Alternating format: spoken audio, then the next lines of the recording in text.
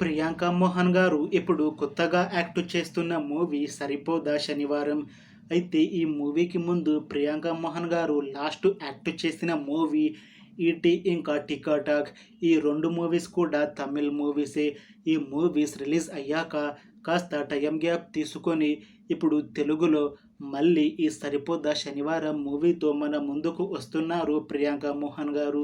చూడాలి ఈ మూవీతో తనకి ఇంకొక మంచి హిట్ మూవీ తెలుగులో వస్తుందా రాదా అనేది మనం ఈ 'సరిపోదా శనివారం' మూవీ రిలీజ్ అయ్యాక చూడాలి. 'సరిపోదా శనివారం' మూవీని డైరెక్ట్ చేస్తుంది వివేక్ ఆత్రేయ.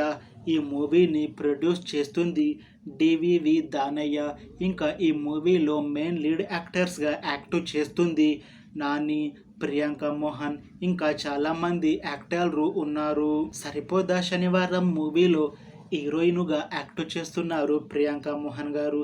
అయితే ఈ మూవీలో ప్రియాంక మోహన్ గారు ఒక పోలీస్ కానిస్టేబుల్గా ఉంటారు. అయితే ఈమె పేరు ఈ మూవీలో చారులత.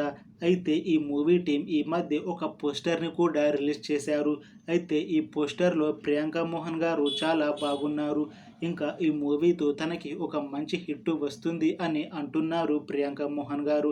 అలానే మూవీ టీం కూడా చాలా కాన్ఫిడెంట్గా ఉన్నారు. ఈ మూవీతో ప్రియాంక మోహన్ గారికి మంచి పేరుతో పాటు ఈ మూవీ చాలా పెద్ద హిట్ అవుతుంది అని అంటున్నారు.